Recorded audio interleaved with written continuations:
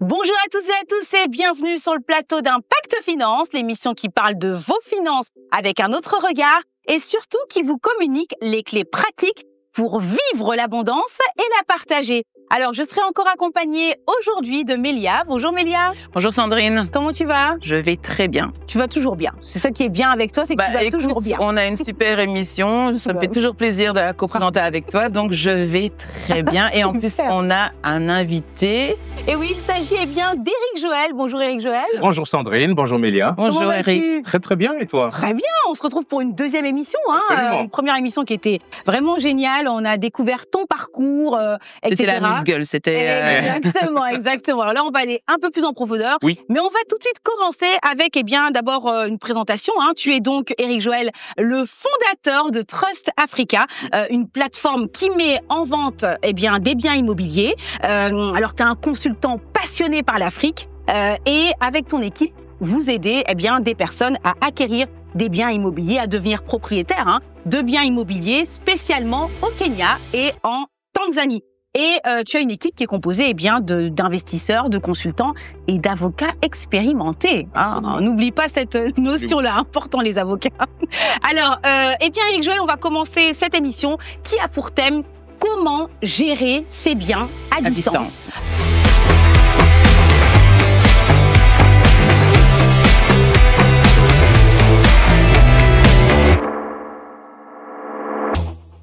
C'est important parce qu'on se dit, on est ici en Europe, gérer des biens en Afrique, comment ça se passe, par quoi il faut commencer?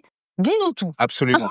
Alors, la gestion à distance, ça a fait couler, je pense, beaucoup d'encre. Moi-même, j'ai déjà échoué dans la gestion à distance dans un business précédent en République démocratique du Congo, lorsque je faisais de la restauration. Alors, ici, effectivement, il s'agit de gérer non pas des biens matériels ou de la nourriture comme dans un restaurant. Il s'agit quand même des appartements. Ouais. Et ils vont pas se déplacer pour aller d'un quartier à un autre du jour au lendemain. Donc, il y a quand même un suivi qui est pas relativement facile.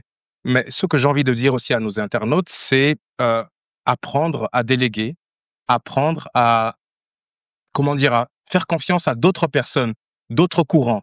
Aujourd'hui, mes partenaires d'affaires ne sont pas chrétiens.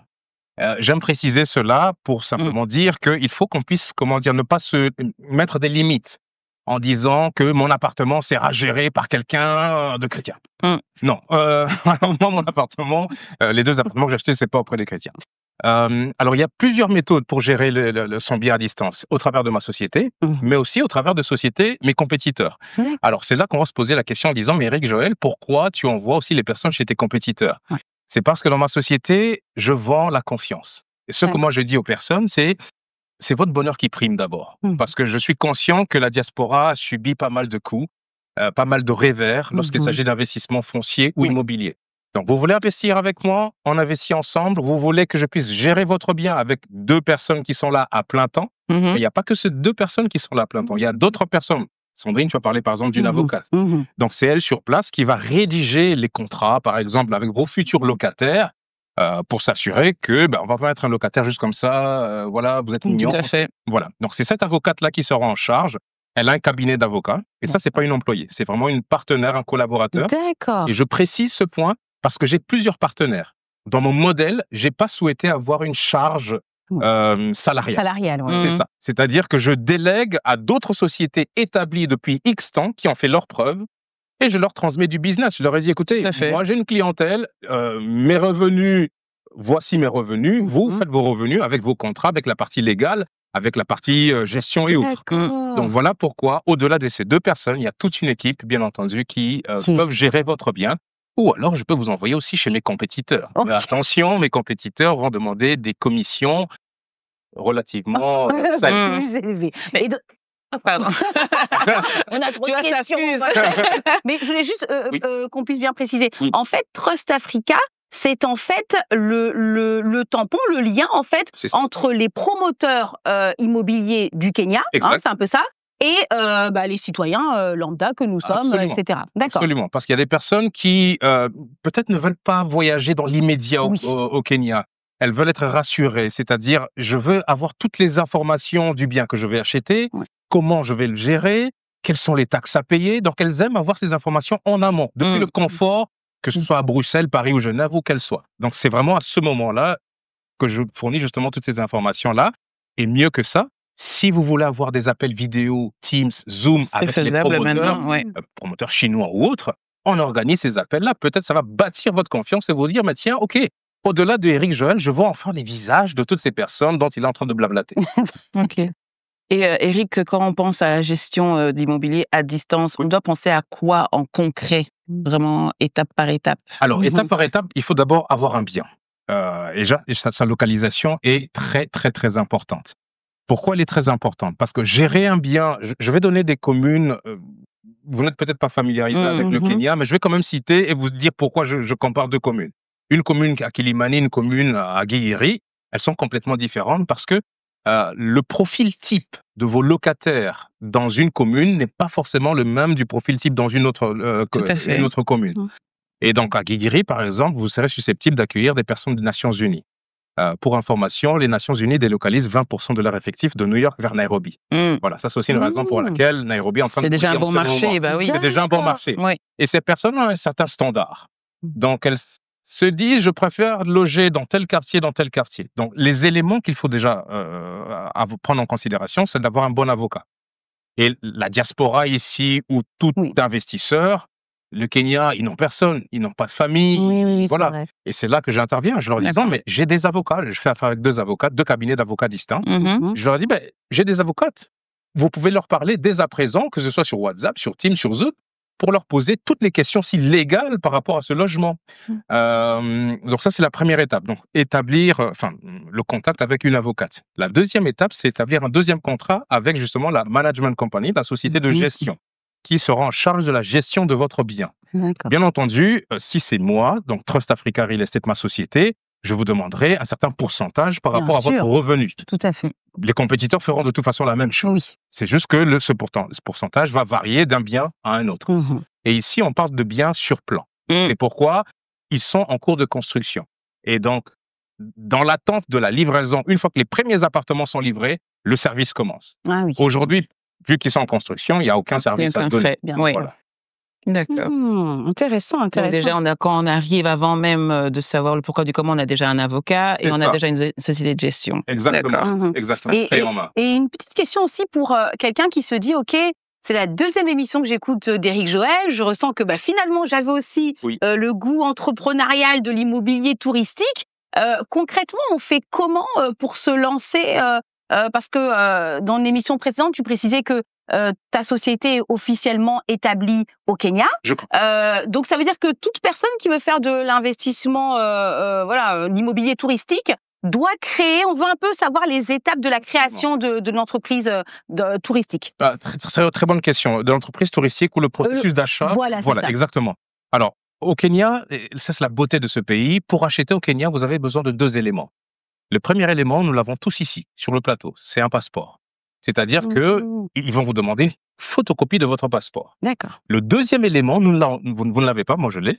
Il s'agit du PIN, P-I-N, ils appellent ça le Personal Identification Number. D'accord. Ce sont les deux premiers éléments avant de faire quoi que ce soit, quel que soit le type d'investissement au Kenya, que ce soit de l'agriculture ou de l'immobilier, ce certificat PIN, vous n'allez pas y échapper. Et il est obtenu auprès d'une autorité locale qui s'appelle KRA, Kenyan Revenue Authority, c'est-à-dire l'autorité fiscale kenyane, qui va faire le lien entre l'investisseur belge, français, Madame Sandrine, Madame Elia, avec le certificat matricule A12345. Donc, vous êtes reconnu au Kenya grâce à ce certificat-là. Encore une fois, de l'étranger, les personnes se disent justement, mais comment vais-je faire pour avoir ce certificat? Et c'est là que je réponds, mais mes deux avocates sont là pour vous aider à obtenir ce certificat depuis le confort de votre canapé. Parce que cela prend 5 jours ouvrables pour l'obtenir et un coût de 250 €.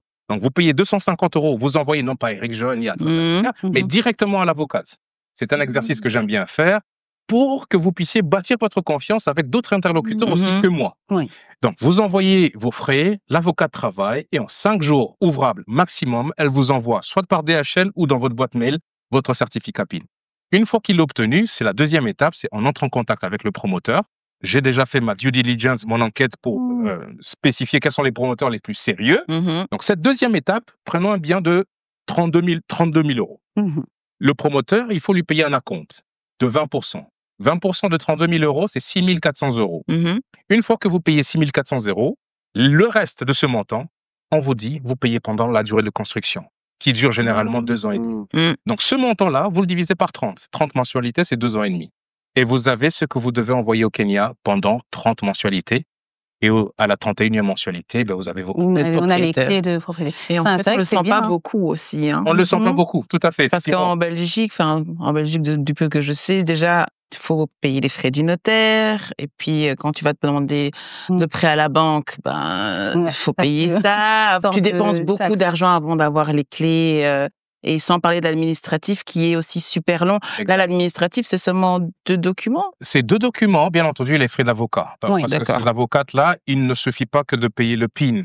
Après avoir payé le certificat, vous allez recevoir le contrat de vente du promoteur. Juste, un contrat de vente sérieux quand même. Clairement. Parce que dans ce contrat de vente, moi j'aime beaucoup lire les contrats de vente de ces promoteurs. Il est volumineux, mais on y inclut les permis de bâtir, les documents légaux de la société. Qui est ce promoteur-là? Mais il ne va pas se réveiller du jour au lendemain. Donc, tous les documents sont fournis. Il y a un jour, j'avais esquissé un sourire parce qu'il y a même les passeports des directeurs de cette société qui sont fournis. En disant, voici qui nous sommes, qui sont les actionnaires. On voyait des passeports chinois et autres qui parlaient de transparence. Oui, transparence totale. Ça, j'aime vraiment beaucoup. Et justement, il faut payer l'avocate pour décortiquer le contrat de vente avec vous. Et ça, c'est très fascinant parce que tous les investisseurs, mes clients, ils sont en Belgique, France, Suisse, Luxembourg. On organise des séances sur Zoom, sur Teams, avec les avocates au Kenya. Et parfois, je fais la traduction parce que c'est pas tout le monde qui parle anglais. Et je suis là en train de faire la traduction et on lit ligne par ligne. Et la beauté de ce contrat, c'est que vous pouvez changer les termes. Et c'est ce que plusieurs personnes ne savent pas. Il suffit pas, je sais pas, en Europe, ici, quand vous achetez un appartement, si vous pouvez changer les termes. Mais là-bas, vous pouvez changer les termes. D'accord. En disant, mais tiens, je n'ai pas envie de payer 30 mensualités, je vous propose 34.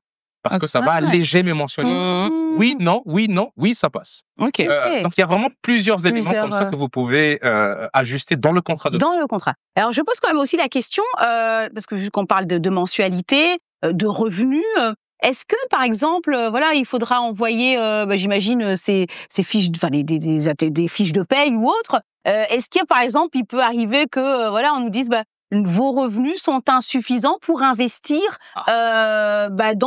pour acheter un bien au Kenya, c'est pas possible, les revenus sont insuffisants. Très bonne question. Je pense qu'on peut peut-être faire face à ce genre de problématique en Europe, je pense. Au Kenya, non. Parce que le promoteur va vous demander une seule question. Quelle est la source de vos revenus? Et la majorité de mes investisseurs, c'est salaire.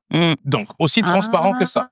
Il ne va pas vous demander, tiens, je vais calculer 40% de vos revenus pour voir s'il vous reste suffisamment pour que vous puissiez... Ce n'est pas son problème. Lui, son problème, vous signez et quand vous dites que chaque mois, vous payez au centime près, vous le faites. Vous ne le faites pas, vous avez des pénalités, bien entendu. Le contrat, ce n'est pas un contrat bisounours. Donc, vous avez des pénalités de retard de paiement. Donc, voilà, vous n'avez pas besoin... Mais c'est tout. C'est tout. En fait, ça paraît tellement étrange que ce soit si simple, mais c'est parce qu'avec Impact Finance, on vient déconstruire tous les systèmes de pensée et les barrières, etc. Exactement. Donc, Exactement. C'est pourquoi j'avais dit mon peuple périt, parce qu'il ne connaît pas. Exactement. Et moi, j'avais d'autres questions, puisqu'on parle quand même aussi d'avocats et tout ça. Le fait, en étant résident européen, d'avoir un bien à l'étranger, fiscalement, c'est avantageux, c'est pas avantageux? Très bonne question. Alors, chez Trust Africa Real Estate, c'est la seule question à laquelle nous ne répondons pas. Et pourquoi? Non, mais je vais vous expliquer pourquoi. Nous, c'est de la transparence totale. Nous disons à tous nos clients, à tous nos investisseurs, faites les choses légalement. Vous êtes résidente belge, libre à vous de déclarer votre bien que vous avez à Las Vegas ou que vous avez à Nairobi. Nous n'allons pas intervenir pour vous conseiller en disant ça. Non, ça c'est vraiment vous de gérer cette fiscalité avec le pays de résidence dans lequel vous êtes. Être honnête. Voilà, c'est ce qu'on conseille, mais c'est à vous de prendre cette responsabilité. D'accord, ok. Mais ça reste intéressant. Et puis, on rappelle quand même, parce que peut-être quelqu'un écoute l'émission, on se dit oui, mais pourquoi, à quoi ça sert? On rappelle que derrière, quand même, il y a le fait de générer des revenus locatifs, des revenus passifs, finalement, c'est des revenus passifs, et aussi de se dire, moi j'aime beaucoup ce slogan d'Impact Finance, vivre l'abondance et la partager. C'est-à-dire que de se dire, on n'est pas obligé de rester avec parce que parfois on se plaint, les revenus sont trop faibles, la situation économique des pays, etc. Mais Dieu a envie de nous dire, mais là, attendez, il nous donne des moyens de faire.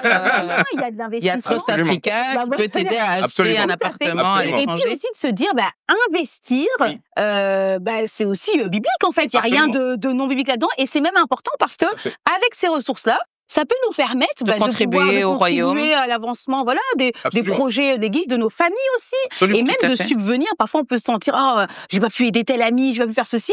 De se dire, il y a des rentrées qui rentrent, des rentrées qui rentrent, voilà. Ça permet de pouvoir finalement partager aussi aider quelqu'un, cette abondance à laquelle Dieu nous appelle. Absolument. Et souvent aussi, justement, au sein de la maison à ICC, il y a cette phrase ou ces deux mots, créateur de richesse. Mais je me dis, mais créateur de richesse, c'est aussi ça. Moi, souvent, quand je lis le contrat, il y a cette cliente qui est en France, au sein d'une église en France, et je lisais le contrat. Elle m'a dit, Eric Joël, tu sais, j'ai acheté cet appartement pour ma fille. Et j'ai trouvé ce geste juste incroyable parce que on n'y pense pas souvent. Et c'est quelque chose que vous léguez à vos enfants simplement avec 2 ans et demi, 30 mensualités de sacrifice. C'est tout. C'est tout. Et puis des appartements haut de gamme. À des endroits dans des paradis stratégiques. Absolument. Et pour moi, c'est ça, créateur de richesse. Donc, c'est pourquoi je dis à tout le monde, tout à l'heure, Sandrine, quand tu parlais, je souris aussi à l'intérieur de moi parce que parfois on dit à Dieu, Dieu bénis-moi. Et Dieu regarde, il dit, mais je l'ai déjà fait.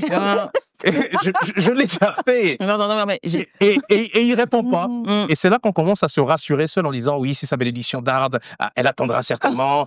On se rassure avec des choses, mais Dieu se dit, mais non, ce n'est même pas ça. Ce n'est même pas les démons qui sont en train de te bloquer. Ma bénédiction, elle est déjà là. Prends l'avion. Amen. Va à Bali, va au Portugal, va au Japon. C'est simplement nos limites. Repousser les limites. Évidemment, des barrières. Les barrières, absolument. Mais les bénédictions sont là. Moi, je souris à chaque fois que je prends l'avion. Amen. Merci. Ah, Dieu, pardon, je marche sur une bénédiction. Oui, voilà. Il faut saisir cette parole. Absolument. Et vraiment se l'approprier. Exact. Et aussi méditer sur la parole, de demander, Seigneur, révèle-moi encore plus. Ça, ce genre d'émission aussi, c'est bien pour déconstruire vraiment tous les mauvais systèmes de pensée et permettre aussi aux enfants de Dieu d'aller aussi à la conquête d'autres territoires et de domaines aussi d'investissement. Absolument. Et si tu permets, Sandrine, pardon, Mélia, il faut passer à l'action. C'est ça que je conseille à tous les enfants de Dieu qui nous regardent, passer à l'action. Ne réfléchissez pas beaucoup. J'ai des amis qui font des business plans depuis 5 ans. J'ai des personnes qui prient depuis 10 ans pour avoir quelle est la volonté parfaite, la volonté permissive de Dieu. Ils sont en train de réécouter ce type d'enseignement-là pour savoir si Dieu serait content en tant que père que vous soyez heureux. Vraiment. Et moi, je leur pose la question à laquelle on a déjà réponse. Quel est ce père qui veut vous voir dans la souffrance, dans le manque? Mais non. Il est déjà d'accord, il veut que vous il a déjà tout fait, il a déjà tout fait.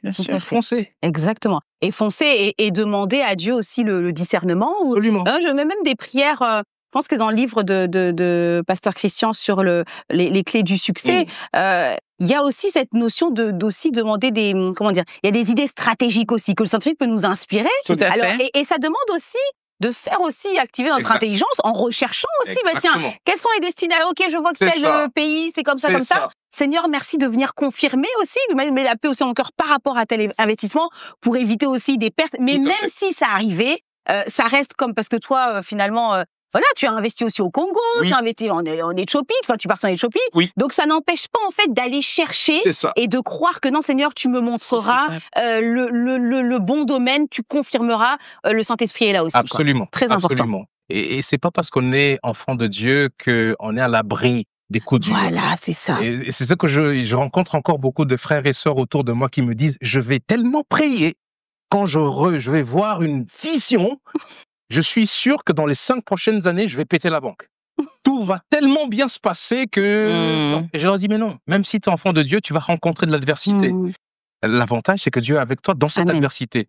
Et il nous fait passer dans cette adversité pour que je puisse me tenir ici sur ce plateau et dire à Sandrine et à Amélia, mais vous savez, j'ai échoué au Congo et voici ce que cela m'a appris. C'est un témoignage que je donne. Tout à fait. Pour avoir un témoignage, il faut passer par le feu. Exactement.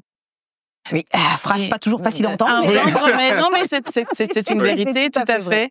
Par contre, tu sais, Eric, moi, quand j'entends qu'il y a location et tout ça, moi, je suis toujours un petit peu réticente quand on parle de B&B parce que je me demande comment on fait pour trouver les locataires et comment on fait pour remplir ce Airbnb à longue durée. Donc, Excellent. Alors, c'est une très, très bonne question. Et là encore, et c'est ça que je dis aux investisseurs, je leur dis, c'est pas n'importe quelle localisation qui va vous garantir un certain nombre de personnes qui vont louer votre Airbnb. Donc, il faut déjà être très stratégique dans quel quartier vous investissez, la désirabilité de ce quartier, quels sont les centres commerciaux à côté, quels sont les transports à côté, quelle est la connectivité à côté, quelle est la stabilité des infrastructures, de l'eau, l'électricité à côté. Toutes ces choses vont faire en sorte que votre Airbnb, les gens vont se dire, mais tiens, OK, il y a 3, 4, 10 revues, les gens aiment bien la vue, les gens aiment bien ceci, ben, je vais aussi louer. Donc, la localisation est déjà très importante. Alors, en fonction de la localisation, il y a certains quartiers à Nairobi, je vais donner le nom d'un quartier qui porte le nom, par exemple, de Westlands. J'ai posé cette question, j'ai posé cette question justement à l'un des promoteurs. Je lui ai dit, écoute, toi, c'est bien beau, tu es en train de me vendre un appartement, mais quelle est la garantie que si j'achète, que j'aurai des personnes qui vont louer ce bien si je le mets sur Airbnb? Quelle est la garantie, au-delà de ton blabla? Et là, je pourrais vous envoyer ce fichier-là. Elle m'a envoyé une extraction de Airbnb d'un propriétaire dans cette commune-là. Il a dit, tu vois ce monsieur-là, il a un Airbnb, voici l'extraction. Elle a fait une extraction de 6 derniers mois. Le taux de remplissage était de 90%. Oh, wow. 90%. Et quand j'ai eu le fichier PDF, je me suis dit, mais waouh, OK.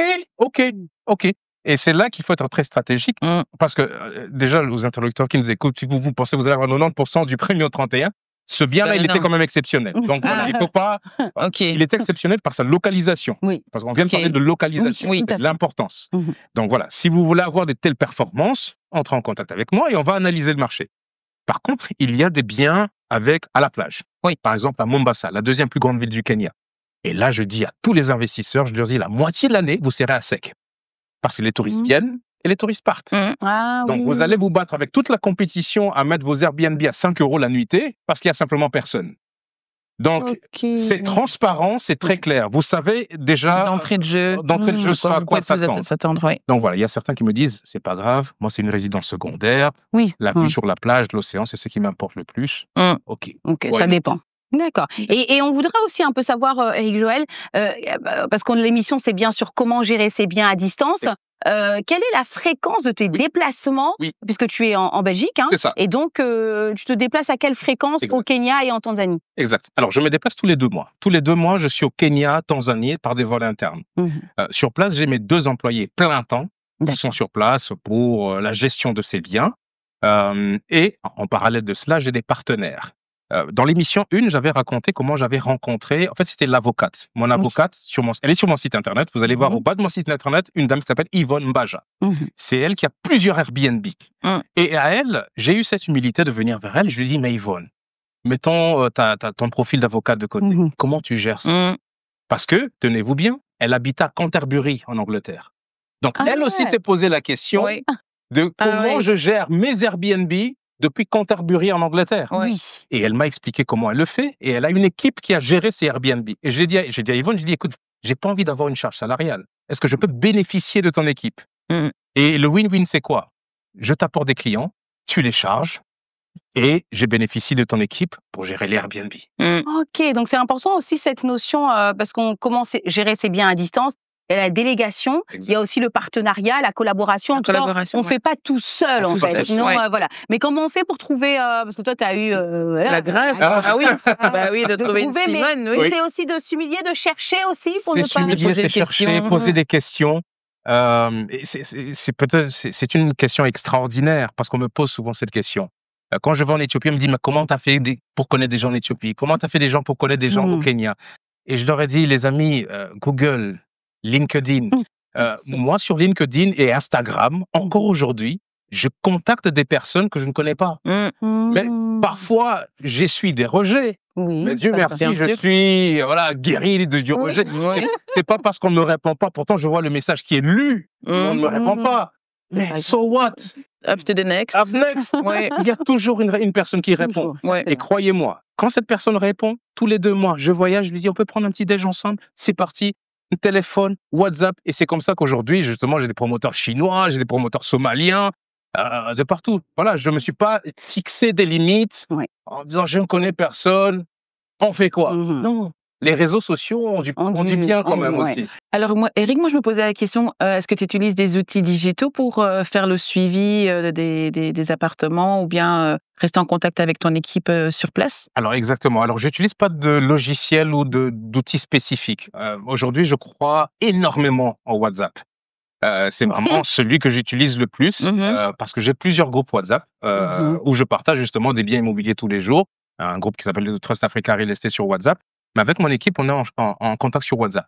Je sais pas, quand vous voyagez souvent, du moins au Kenya, quand vous louez un Airbnb, moi j'ai déjà été contacté par les propriétaires de Airbnb en me disant voici les clés, voici le code du Wi-Fi quand vous allez arriver, voici l'heure d'arrivée, voici le check-out, l'heure de départ. Et très souvent, ils me contactent sur WhatsApp.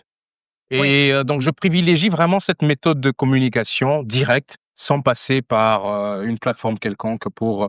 Oui, ce qui est assez facile, hein. Tout le monde utilise WhatsApp aujourd'hui. Absolument. C'est pour sur le site Internet. Il y a mes 2 numéros de téléphone qui sont là et j'ai marqué « Je suis disponible sur WhatsApp aussi ». D'accord, très bien. Simple et efficace, j'ai envie de dire. Savoir.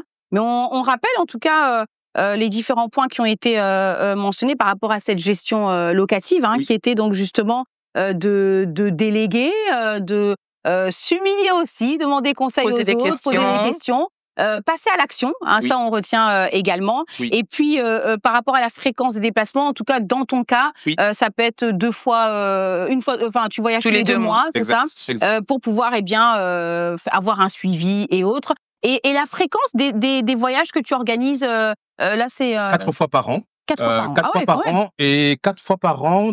2 fois, il y aura un voyage en une semaine. Nous ferons le Kenya et la Tanzanie. Et les 2 autres voyages, c'est 100% séjour au Kenya. D'accord, 100%. Ah, c'est pas toujours. Non, les calendriers sont différents. Ah, d'accord. Comme il y a la Tanzanie, et je précise, quand on parle de la Tanzanie, c'est vraiment exclusivement Zanzibar. Ok. Voilà. Zanzibar et puis Dar es Salaam, mais je suis plus sur Zanzibar parce que voilà, les gens vont pour les lunes de miel, mais je leur dis pour être propriétaire sur le lieu de la lune de miel. Ah, c'est vrai que c'est mieux. Et là aussi, c'est accessible. Là aussi, c'est accessible. Et très extraordinaire quand même. Exactement. Et j'en parlais tout à l'heure aussi avec une personne, avec Yvan, que vous connaissez. J'en parlais parce que à Zanzibar, c'est tellement beau, ça nous a fait rêver, les belles plages, les eaux turquoises. Et tout le monde me dit, non, Zanzibar, c'est cher. Parce qu'ils voient combien c'est beau. Et je leur ai dit, ben non, parce que vous savez qu'à moins de 80 000 €, vous pouvez avoir un logement sur Zanzibar. Et la beauté de Zanzibar, c'est que si vous atteignez le seuil de 100 000 $ américains, l'État vous donne une résidence permanente. C'est ce qu'ils appellent le FDI, le Foreign Direct Investment. C'est-à-dire, c'est de l'investissement, c'est la résidence permanente via l'investissement.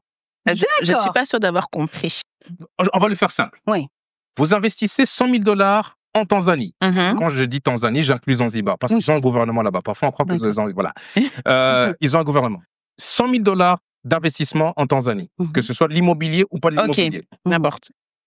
Vous êtes automatiquement éligible à avoir une résidence permanente en Tanzanie. Donc, plus touriste. Voilà, vous avez une carte de séjour permanente en Tanzanie. Trop bien. Uniquement parce que vous avez investi un minimum de 100 000 $. D'accord. Voilà. Mais vous pouvez être propriétaire pour moins de 100 000 $. C'est tout à fait faisable. Justement, du 15 au 22 mars, je vais avec une délégation. Il y a 39 personnes pour l'instant, mais on est sold out. On n'accepte plus personne. On va au Kenya et on va justement aussi à Zanzibar. À Zanzibar. Très bien, très bien. Fort intéressant tout ça. On a eu beaucoup d'informations. Alors, Eric Joël, un petit mot de la fin peut-être aux entrepreneurs qui sont dans l'immobilier touristique. Quel message est-ce que tu pourrais leur donner les regarder. Alors, ce message que j'adresse à tous les entrepreneurs, c'est essayer de découvrir d'autres horizons. D'autres horizons que vos pays d'origine, d'autres horizons que votre pays de résidence. Le monde est grand, le monde est beau. Croyez-moi, j'ai vu des tonnes de choses et dans chaque voyage, je me dis, mais Dieu est simplement incroyable. Il est incroyable. Et j'aimerais vous dire, passez à l'action. Ne passez pas trop de temps dans des business plans. Ne passez pas trop de temps dans des recherches interminables sur Internet. Passez à l'action. Et c'est tout ce que je peux vous dire. Passez à l'action. Passez à l'action. Eh ben, ce sera le mot d'ordre. Passons à l'action. Voilà, en tout cas, très intéressant. au cours de ces émissions, tu nous as fait voyager, tout à fait, surtout au Kenya et en Tanzanie.